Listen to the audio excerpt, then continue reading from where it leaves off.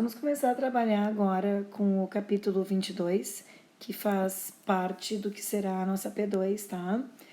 Probabilidade. Então, assim, probabilidade não é um conteúdo que seja 100% novo para vocês, porque vocês já trabalharam com isso no 7º, no 8º ano, tá?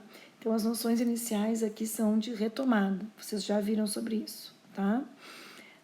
A teoria da probabilidade, ela é muito aplicada em situações da nossa vida, em pesquisa científica, em previsão meteorológica, em jogo de azar, no mercado financeiro, tá? Então, vocês muitas vezes ouvem falar sobre situações que envolvem probabilidade, tá? Alguns conceitos que são bem importantes, assim, que vocês precisam saber. Então, refrescando a memória de vocês, porque já viram no 7º ano ou no 8º. O que é um experimento aleatório? Um experimento aleatório é um experimento quando a gente não sabe dizer o que vão ser os seus possíveis resultados. É algo imprevisível, certo? É algo que está sendo feito aleatoriamente. O oposto disso é o que a gente chama de experimento determinístico, tá? Então, um experimento ele é chamado de aleatório quando a gente não tem certeza, não tem precisão de qual vai ser o seu resultado, tá? É algo que ocorre de forma aleatória, como o próprio nome diz, tá? O que é espaço amostral? Normalmente se usa a letra S para espaço amostral, alguns livros também usam a letra U, que faz remete, né, à ideia de universo. O espaço amostral, ele é o conjunto que vai ter todos os resultados possíveis dentro do certo experimento que a gente for fazer, tá? E o evento, que normalmente se usa a letra E, poderia ser qualquer outra, alguns autores usam também a letra A, ele é, dentro do meu espaço amostral, aquilo que realmente eu estou querendo investigar a ocorrência, digamos assim, tá? Então, o evento, ele é um subconjunto. O evento, ele está dentro do espaço amostral, certo?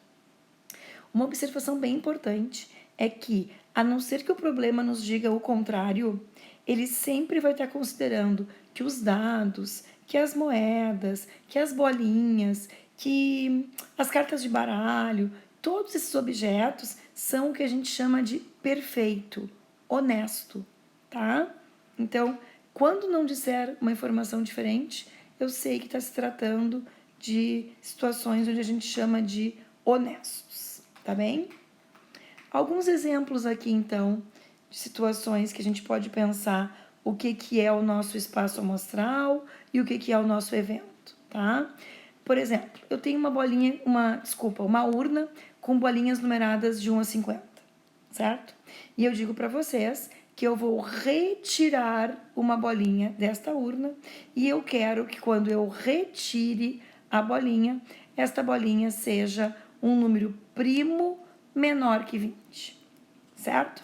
Então, reparem que, inicialmente, eu falei que eu tenho uma urna com 50 bolinhas numeradas de 1 a 50. Então, isso é o meu todo. Isso é o meu espaço amostral. Se a pergunta é qual é o meu espaço amostral, eu teria que listar isso tudo. É o conjunto que tem o 1, o 2, o 3, o 4, pontinhos, 49 e 50, certo? Se a pergunta é qual é o número de elementos do meu espaço amostral, então quantas bolinhas eu tenho? 50, certo? Para esse exemplo, o evento é aquela frase que me diz o que é que está me interessando dentro do meu todo. Então, nesse caso, o meu evento é retirar uma bolinha que contém um número primo menor do que 20, certo? Então, os elementos que estão no meu evento são o 2, o 3, o 5, o 7, o 11, o 13, o 17 e o 19. Ou seja, todos os números que ao mesmo tempo são primos e menores que 20. Agora, se a pergunta fosse qual é a quantidade de elementos do meu evento, quantos elementos eu tenho no meu evento, eu tenho que contar ali 2, 3, 5, 7, 11, 13, 17, 19. Então é 8. Então, o número de casos no meu evento é 8, certo? De um modo geral, o que vai interessar para a gente é essa quantidade. Qual é o meu total de elementos do meu espaço amostral? Qual é o meu total de elementos do meu evento? Certo? Então, aqui no livro de vocês podem acompanhar outros exemplos de espaço amostral e de eventos, tá bem? Isso é bem importante para que a gente consiga ir adiante. Esse exercício resolvido aqui é muito importante para que vocês consigam ter claramente essa visão de quando se trabalha com 2 dados. Com um dado é muito fácil e dificilmente vocês têm dificuldade. Mas com 2 dados, se vocês não enxergam essa tabela, onde vocês realmente estão enxergando um por um dos casos, é muito comum que vocês se percam para os exercícios que vierem posteriormente, certo?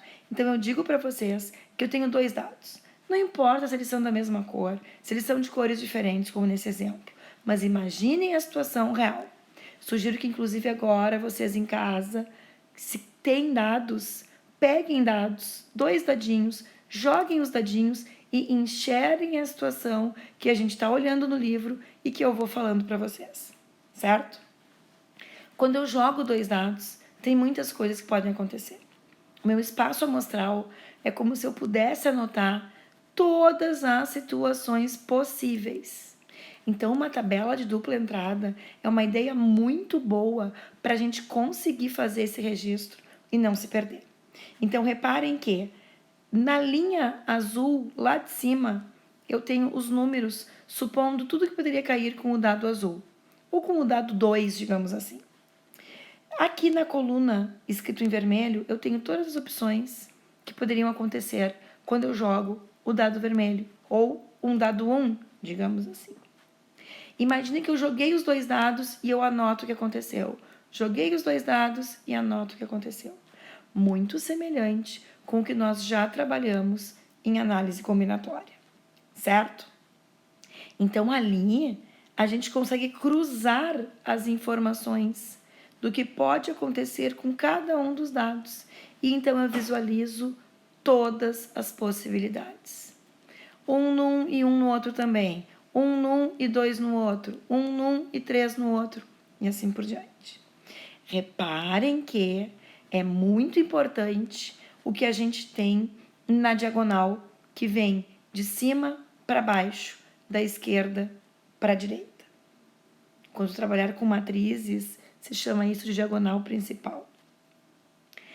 Nós temos ali situações onde os 2 dados caíram com a face voltada para cima, o mesmo número. Os 2 dados caíram 1, os 2 dados caíram 2, os 2 dados caíram 3 e assim por diante.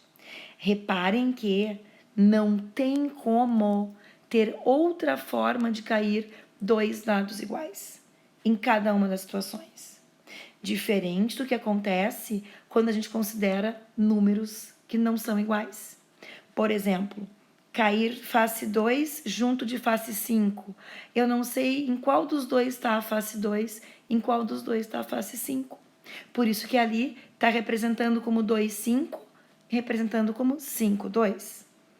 Certo? Se vocês contarem um por um aqui, vocês veem que nós temos 36 casos.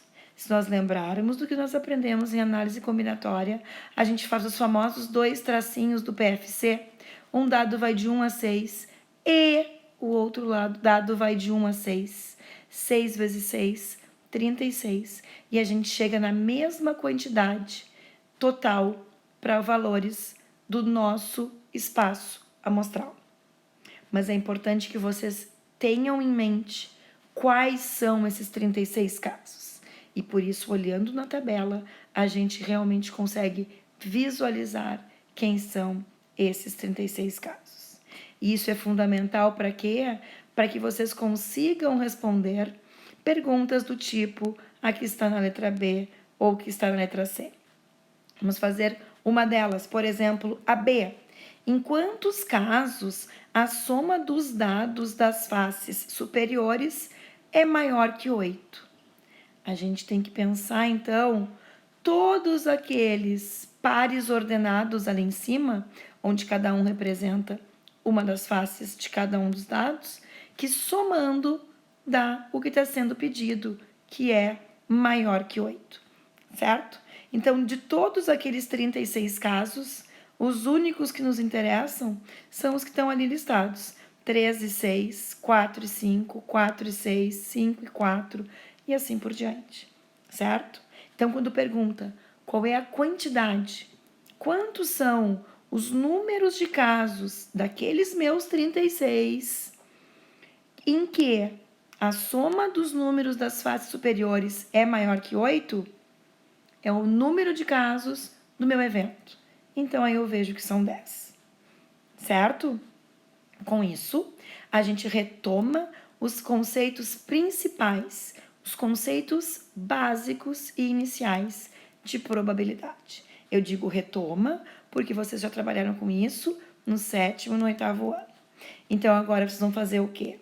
Vocês vão pensar nestes primeiros exercícios que tem aqui e vão ver cada situação, o que a gente tem como espaço amostral e o que a gente tem como evento. Por quê? Porque isso é fundamental para que vocês consigam avançar no próximo pedaço que a gente vai ver logo em seguida, que é definir probabilidade. E então a gente vai usar muito o que é em cada problema o nosso todo, o nosso universo, o nosso espaço amostral e o que é o nosso evento, que é aquilo que a gente realmente está querendo considerar e calcular qual é a probabilidade de que aconteça, certo? Então, bom trabalho para essa parte inicial e daqui a pouquinho a gente já vai adiante. Beijo, galera!